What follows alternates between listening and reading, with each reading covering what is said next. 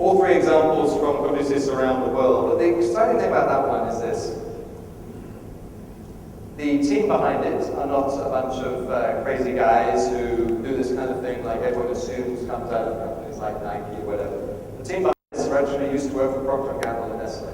The CEO of Ferrari is an ex-P&G and a Nestle client. They had a real problem. They needed to solve a real problem.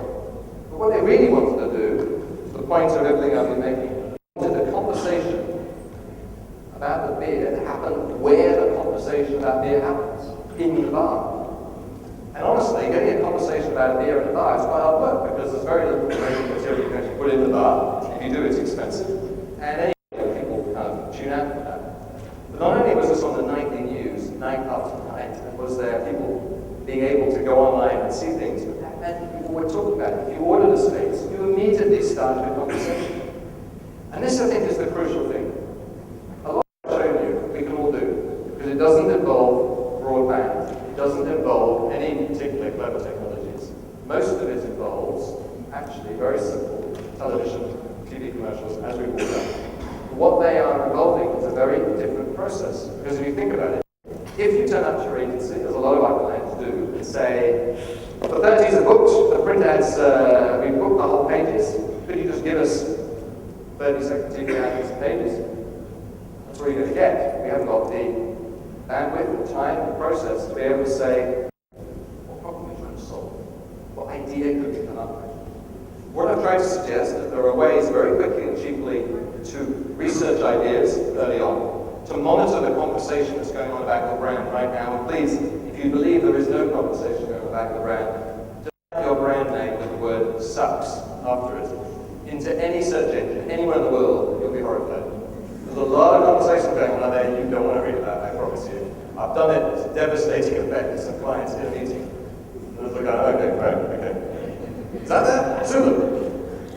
Very hard. And you know, even the biggest and best marketers have been caught out by this very early on. And there's a lovely story that you probably remember about Coke with Mentos. Diet Coke and Mentos mints, you probably saw the video. When that first came out, the guys dropping the Mentos mints and the Diet Coke bottles just exploded.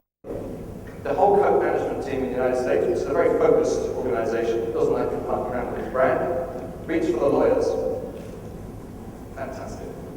After realizing that that was probably not a good idea, they went quiet for a bit, and then Neville Isdell, the then CEO, gave an interview with the Financial Times at the end of the year, and he said, you know what, that was the best ad that ran for our brands last year. It didn't cost them a cent. Amazing stuff. So what we're talking about is very simple to actually execute if you really are focused.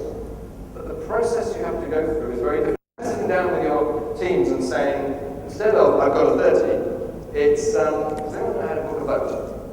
Because we're going to put all the money on booking a boat, getting 5 blokes to go on the boat, going on a little boat cruise.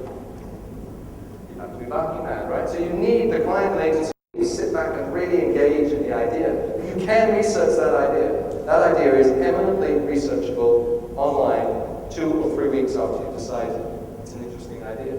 So engage the creatives up front, get the senior team together, start brainstorming ideas. Because I promise you, the creative department of every agency, this is nirvana.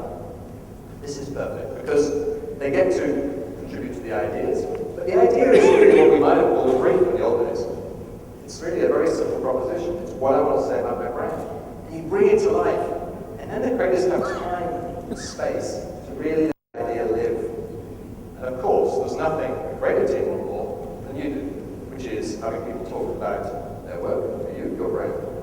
So it's a very simple situation I think we find ourselves in. But I really stress, and I think it matters very much when saying here in India, this is about new technologies. New technologies are making a big difference to such discussions, and they're going to influence it and drive it more, but it isn't about new technologies.